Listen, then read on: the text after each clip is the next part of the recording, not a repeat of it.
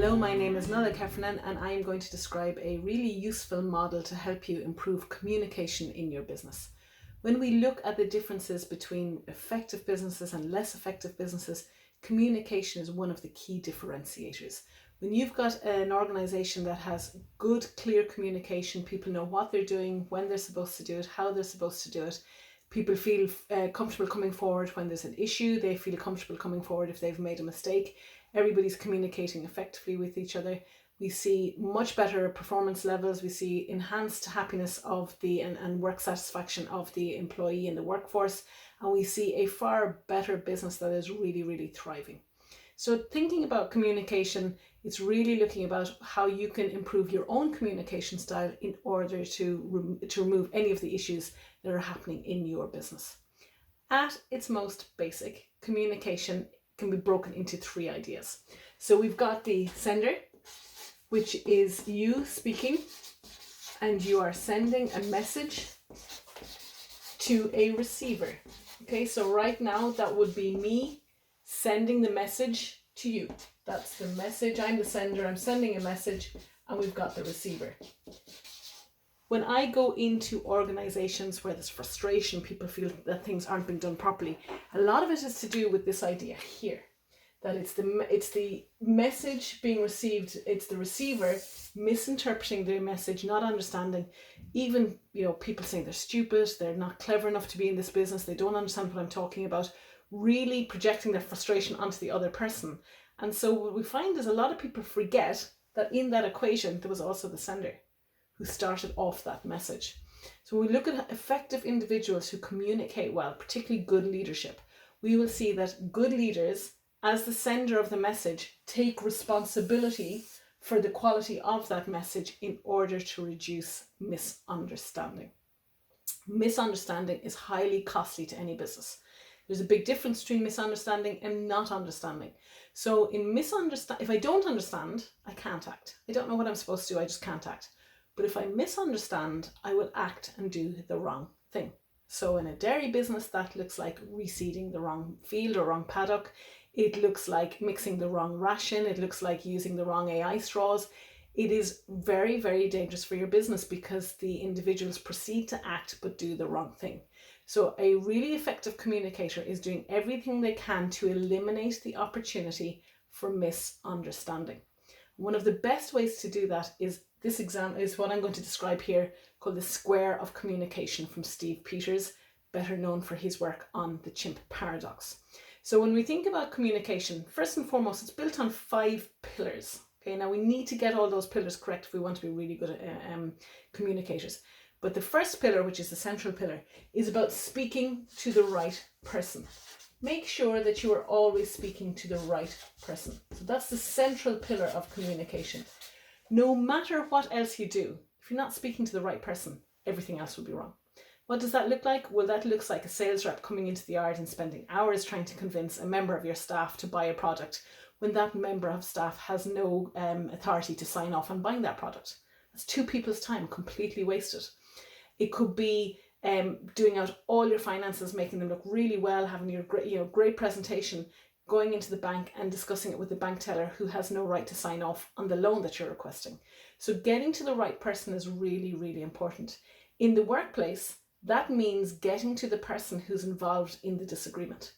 If somebody's complaining about somebody else, you need to get those 2 people together and sort it out and not just listen to Chinese whispers or hearsay, because that creates a lot of frustration, confusion, and it's really, really time wasting. So make sure that you're always understanding who you're speaking to. Another great way to assess who the right person is would be to use something like a stakeholder mapping model, where you're thinking about somebody in terms of their influence and their interest in relation to the issue that you're discussing. The next corner up here is about right time. So communicating at the right time. And timing is everything.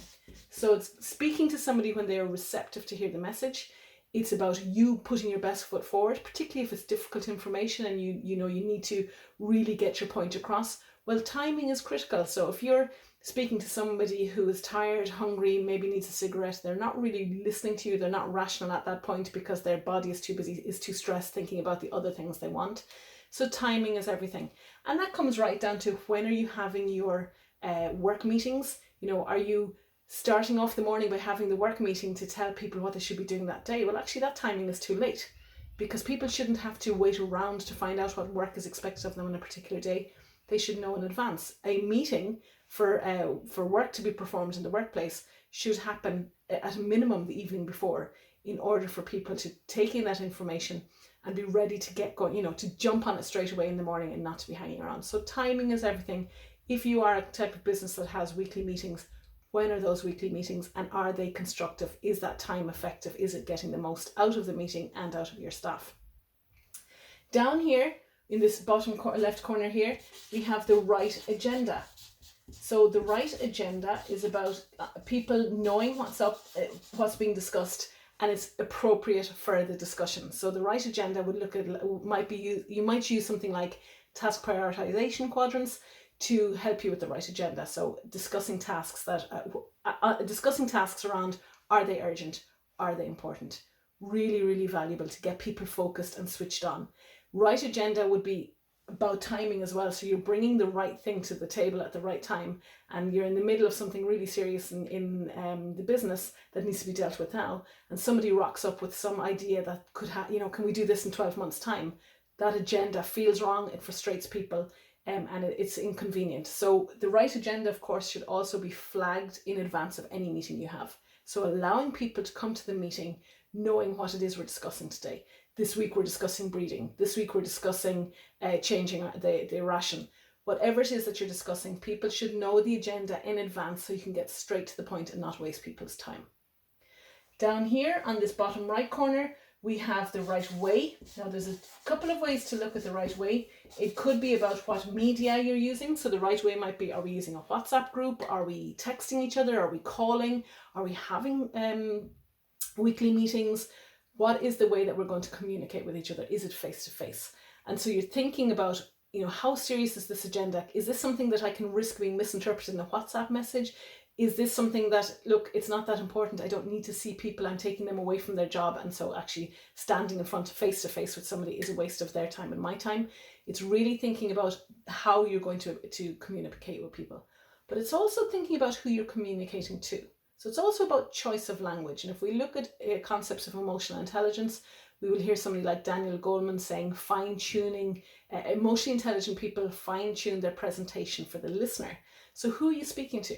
Are you speaking to somebody who's new into the business and you're talking about something very complicated in terms of your fertilizers, and they're not up on fertilizer and so don't know what you're talking about?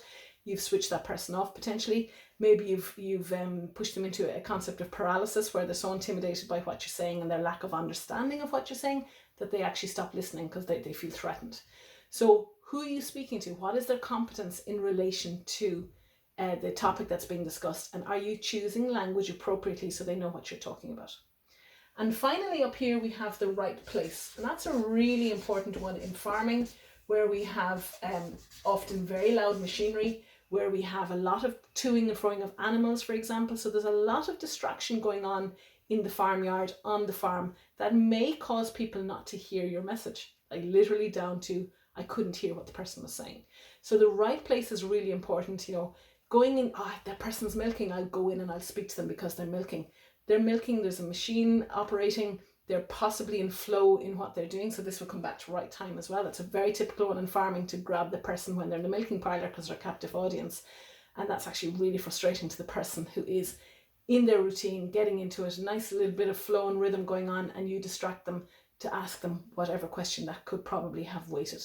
Another important thing about right place is, I'll go and get them on their coffee break. If it's their coffee break or their lunch break or any break across the day, they're entitled to have that break without being interrupted to communicate about business related matters. So the right place is very important. And also the right place really becomes important when you want to challenge somebody's behavior. So it's not about screaming and shouting at them in public and having a public humiliation. It's about getting your information across appropriately. If you go out of your way to humiliate somebody in terms of holding them accountable negatively in front of other people will be very slow to come forward to say when something's wrong, because they won't want the same to happen to them. So the right place is important as well. If you take the time to fill in the 5 pillars, right person, right time, right agenda, right place, and right way, If you take the time to fill in all of those pillars, you are moving much further along the road of effective communication. You're mitigating the possibility of misunderstanding, and you're taking responsibility for how that person receives the information rather than just blaming the other person for not understanding you. That's the Square of Communication by Steve Peters, a really powerful tool that when used well will dramatically improve the communication lines and results within your business. Thank you very much.